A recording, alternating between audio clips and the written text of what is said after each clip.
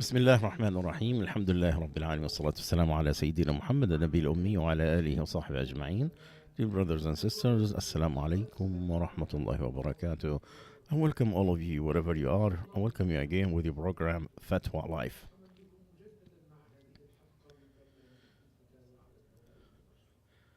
The first question tonight about specifying a specific day to fast in congregation so we could be united to support our brothers and sisters, the Muslims, under the big unjustified occupation. First, the origin of the extra fasting is allowed, whether it was in the days that is in the Sunnah of the Prophet ﷺ, or to specify any day, not a big deal. And to come to Allah Azza wa Jal with a good deed, hoping that He will answer your dua, it's allowed. Allah Azza wa Jal said, "O who you believe, fear Allah and seek for Him the way, and struggle in His sake, so you might be successful." And hoping to get the dua, the supplication of the fasting person when you break your fast. It is from what the Sunnah break. The Tirmidhi, he narrated that Abu Hurairah, may Allah be with him, that the Prophet ﷺ said, three, Allah will not take back their supplication: the just ruler, the fasting person until he breaks his fast, and the person who is oppressed. Allah Azza wa Jalla will reach it over the clouds. It will open the gate of heaven, and Allah will say to it, "By might and my strength, I will support you. I will make you victorious, even after a while." So to specify a specific day, and to call people, all the people, to make that the prayer, and to dua, we are hoping that this is something could be an innovation that could be added. But this is about the thing that is disputed, that we should not make it very hard on those who are against you. If he did not take a specific, make it a sunnah on all the time. What people do seldomly, especially of that day, is something that is the sunnah is allowed to fast on that day. And the intention in it, that we seek to Allah Azza wa Jal with a good deed, hoping that He will accept the dua. So we hope that it will be among the thing that is allowed. It will not, as long as it did not bring the sunnah as in a general sunnah that is followed, that is always continuous. But you do it every once in a while. And maybe this will be the call on everybody to come to the night prayers. Some of the students, they do it, and some of the Islamic community, they call people for the night prayers and a specific night. Not have to be any, maybe once every month, one every 2 months, and anything like that. Of not make it like a regular thing, hoping that it is from the things that are permissible. So you don't write on those who do it, and the same thing on the same.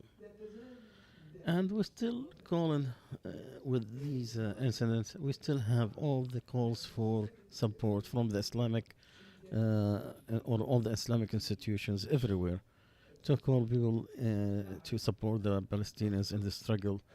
Al-Azhar has called the Arabic nation and the Islamic nations to invest in their power, their money, their wealth, and every power they have to stand behind the Palestinian and its people that are oppressed, that is facing an enemy that has no conscience whatsoever and have no humanity or manners. Another declaration from the people of Yemen, the scholars, they say that the whole world have seen this killing and this massacre that we see, our that human cleansing that is happening in Gaza, and something in a very horrified weather, and they're committed a crime that people is very hard to see.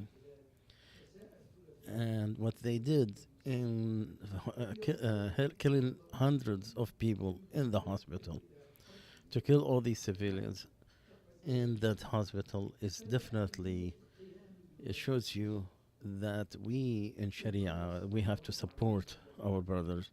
The Prophet ﷺ said, "No one who will put down a Muslim at the time that his rights are being oppressed, Allah will put him down in a time when He wants people to support him. And no person who will support a Muslim person in an area where he's been oppressed, and Allah Azza wa Jal will support him in a time when He wants people to support him. And if the West and all their rules and its power, they are stricken with the Zionists against the Palestinians who don't have weapons, the Muslims, whether it is nations and people, they need to support their Muslims, everybody in the matter that they'll be able to do that.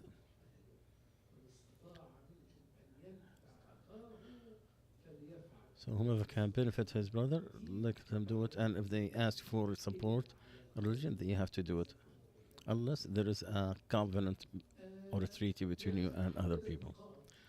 And then they put some point to, first of all, to condemn this aggression, the Zionist aggression, through all the media and the scholars. They have to do their role and make the fatwas about Palestine in very clear way, so there will be no doubt about its essentiality and importance, and to support the resistance in Palestine with any possible way that is allowed in a serious and very fast way, and to make it easy or make it possible to deliver the humanitarian help, and to put a big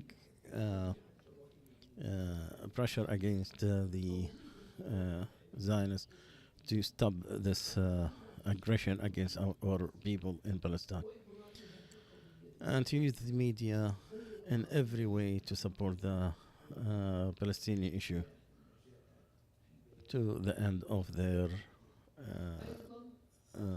declaration. Also, the Islamic nation, they also, they, and it has a great number of scholars from different nations, Islamic nations, and they came with, they have, they are observing very anxiously about what's going on in Gaza, from the unjust blockade that they had against them, and the aggression that has no justification whatsoever, and it's doing into the common cleansing of humanity, and also to, with the whole world is observing.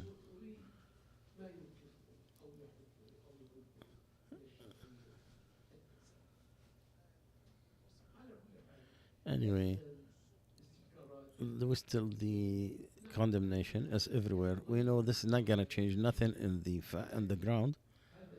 This is what a lot of people is being able to, and whomever be able to do more, let him do it. The second one, we see what's going on in United States, in there, and we see the military support to Israel, and this comes from the people's money. Are we as Muslims, and we work in the West, and they take our taxes? What is about these taxes? Does it go into helping against our Muslims in Gaza? The answer: what is forbidden in Islam on aggression and oppression is the intentional one or the direct one. And to deal with the people with the soldiers who are killing the Muslims, is you gonna do help any direct help to them.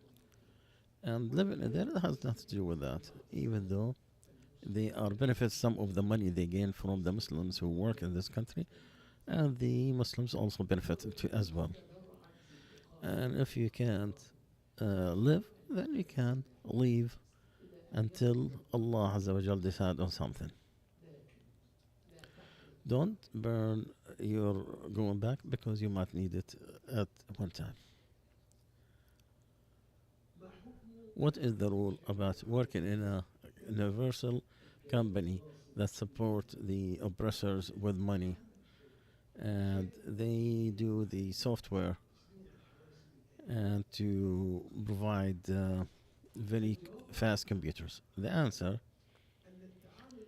to deal with the soldiers directly or some of the companies that support them, it is allowed without selling the weapons, without the boycott if it comes. So I remind you of it. To the boycott is to not to deal with the others financially or socially with the global studied way, and this is something that is accepted in our society. So in origin, it is alright to do what is permissible. Whomever who you deal with, good or bad, Muslim or non-Muslims, that boycott when it is a way to stop an oppression, then it becomes of the permissible way of resistance. And sometimes it is required, it is obligatory. Depends on what is the situation.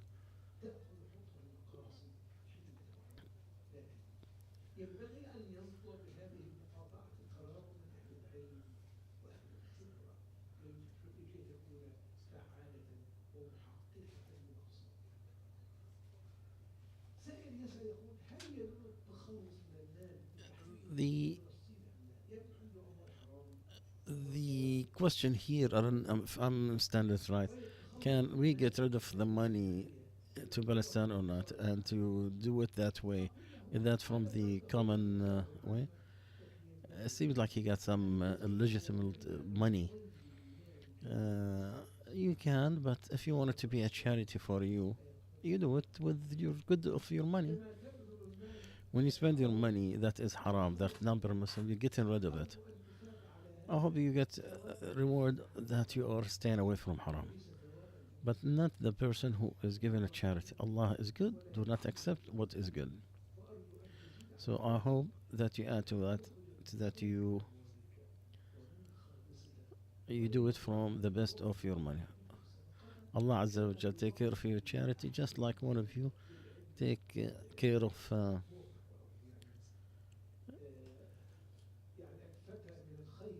if you have some uh, horse models and you take care of it until it grow up.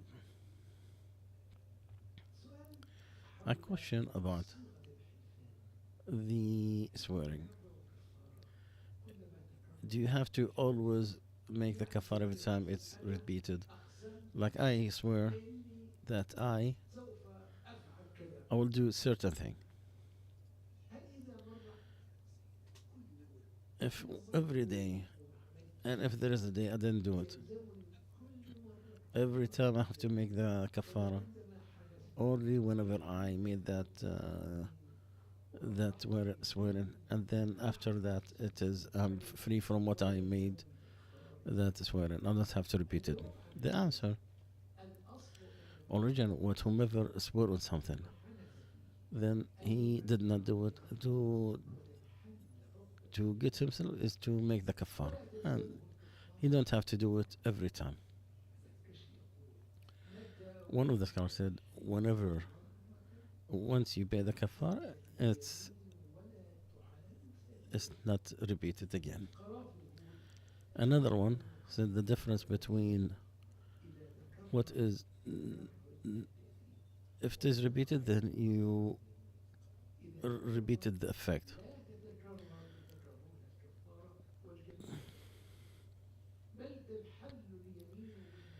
You get the swearing from the first one, and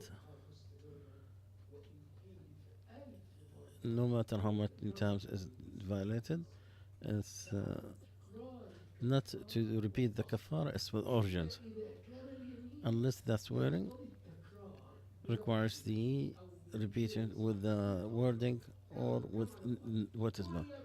He said every time I do, I will make what we did not see, that every time you make that swear. In summary, you don't have to do the kafar except once. Wallahu alam. Someone is asking, I took some money differently in the rules my family did. I told them she shouldn't. They said, oh, they take our money, we can. I'm a student. I eat from what's in the house. I don't have a separate income. And I have no way to support myself. I feel difficult if I eat something. I feel it's difficult. Like I'm eating something not permissible. What am I into all of this? Obviously, what you have mentioned is from the doubtful matters. That's it. You should stay away from. Whoever stay away from the doubtful thing, he has protected his religion. However, since you are not independent in your gaining and you count on your family, so it is okay of what you eat of food from that source or others, and the doubt on the person who have make it permissible for himself, because what is forbidden in their earning does not go more than the person who've done it. So if your parent took some government financial aid that they don't deserve and they violated some of the rules, that does not, even though that could be not a permissible money, but you are not, the sin is on them, not on you. Those who do the riba, they get rid of the money that they did from the not permissible, they get to the public areas. Those public areas, they use that money, they don't care on how it was earned, as long as not stolen or oppressed or taken. This is a different issue. But it is forbidden because it is usury or the wrong earning. That sin is on the person who did it, does not go to whomever it was the money is transferred to. Here, we deal with the Muslims. We know that their money is mixed. It could be most of it forbidden. Or from loans that is forbidden, but we have nothing about their source. The way they earn their money, that's their business. That does not go to us. The Prophet ﷺ dealt with the Jews in Medina, buying and selling, taken and given, and he accepted their invitation to food, and he knew that they take the usury and they eat people's money unjustly. But that sin is on them, does not go beyond whomever their money go transfer to in a permissible way. In any form that is permissible to transfer the money.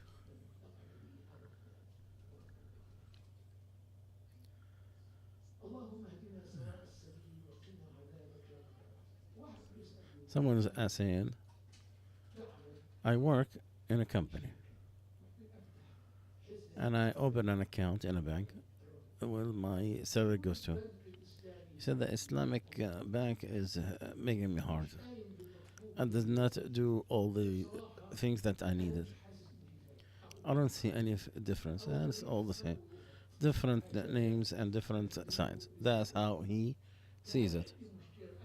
Is it okay if I open in a normal bank until I make my situation?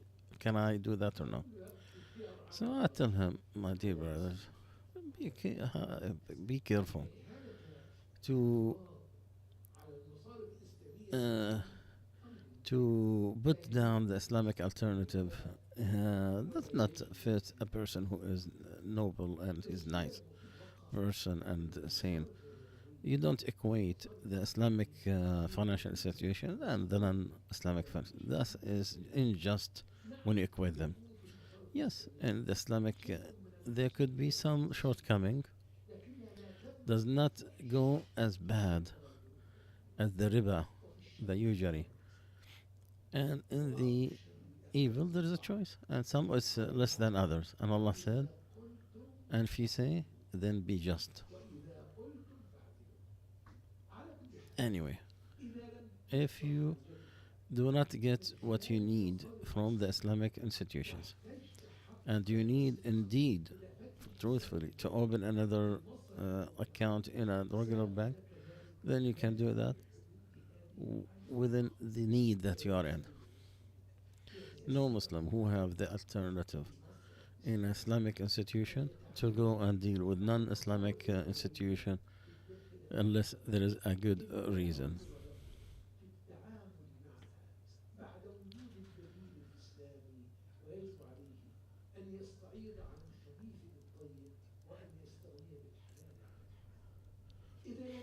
If there is no Islamic alternative for those who live outside Islamic countries, and if there but it's not enough, or cannot, or we cannot get the salary to move to that one, so we have only one option, then you go to whatever there is no choice in, because the obligation depends on the capability and ability to do certain things.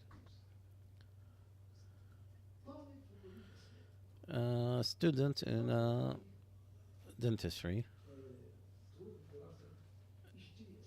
he wanted to buy true teeth so he could practice on it. Can he buy true someone who is selling? He take the teeth normally, but instead of throwing them, he sell it. He's a dentist. Instead of throwing the teeth, he just keep it in a bag and then he resell it. So is there a problem? Or he take them and make it like some kind of gift? The answer, part of the human is protected or sacred, should not be for selling and buying and profit. And this is something all religions and laws, international laws, that no human body should be used as trade. The human part are sacred, should not be selling and buying and making profit. And no matter what, the acceptance, so we could about implantation without the compensation for it, it is allowed. For those who go to sell their kidney or part of the liver, they are poor.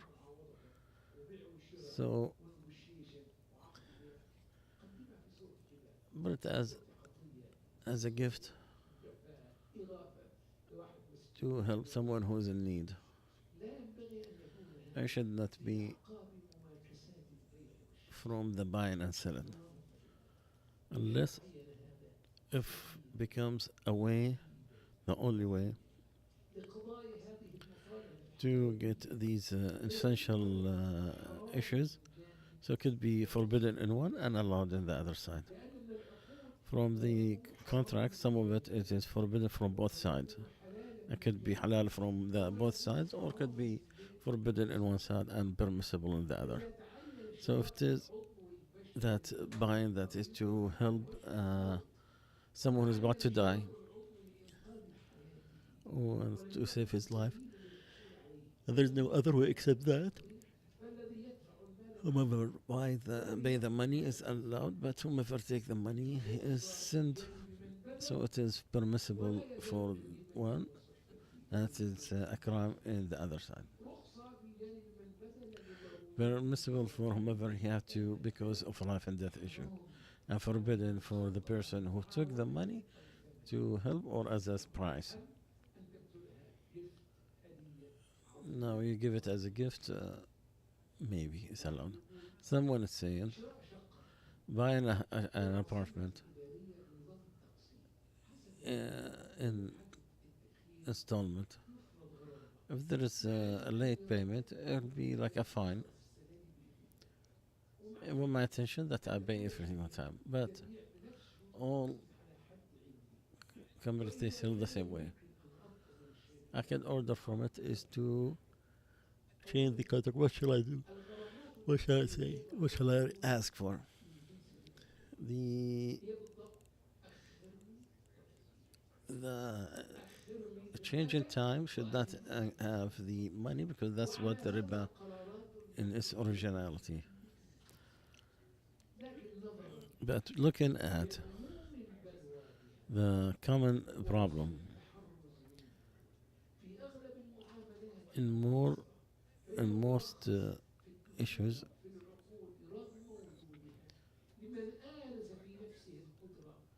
for those who are capability to pay everything on time, so he does not go into that part that is riba. In the decision for American Muslim Jurist Association says the fines does not is not allowed on the loans, whether it is from selling or buying, or it could be a bill, and it is allowed to take all the permissible ways to stop the delay and make people pay. It is okay on the fines on all the others that it's not money like the contracts, for example. And then they say if the Muslim is forced to accept that kind of condition in some times, just like the rental and the utility bills, then he is allowed that he pay his condition on his time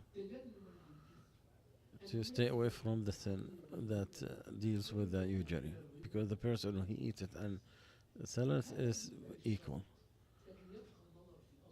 And then you look at the origin of the contract. If it is installment with the seller, then it is allowed. But it is through a bank that is financial this for some riba, then it become the third part.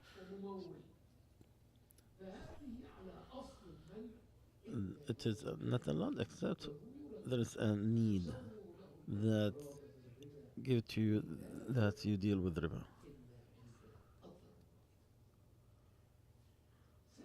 Someone is asking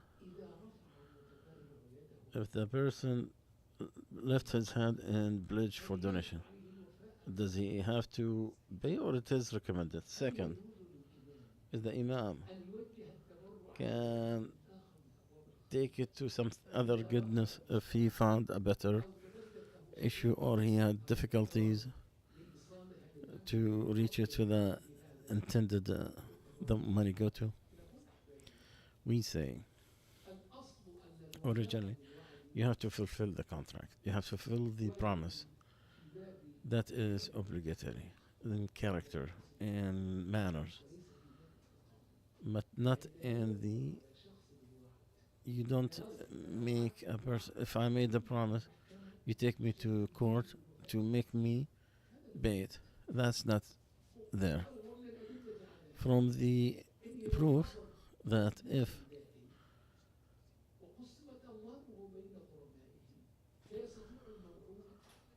no one can be among the debtors thinking that he has a share in that money if somebody died and there's the inheritance. This is into the good characters. The gift will not accept it until it's received. So if you didn't receive it, you should not take it out because if you promised to fulfill, you have to. Because the hypocrites, because one of their if they spoke, they lie, and if they promise, they did not fulfill, and if they talk, they lie.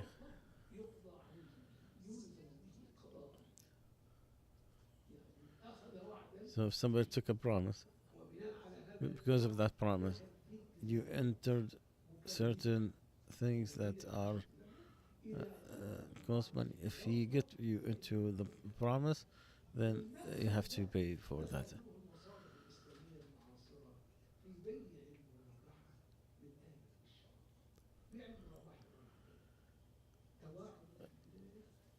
The contract of marabaha, which is the one who wants to buy, he will say, buy me this car. If you buy it and you own it, I bought it from you again and I make you profit. Yes. But you have the choice, either continue or not. But the Islamic, as you said, every time he go and we buy for him, he say, I quit. That will bring a lot of harm and we cannot afford it. So the solution, they said, what Ibn Shubrama said from the Maliki Madhab, that if you enter the promise on something, then you can take him to court, either by to fulfill his promise or to compensate the person of the harm. So in summary, the matter is disputed from the general matters of people. It's not from necessities that is required, unless he is into a problem that is caused to him. We'll stop here today, inshallah. We'll continue next time. سبحانك اللهم وبحمدك أشهد أن لا إله إلا أنت أستغفرك وأتوب إليك.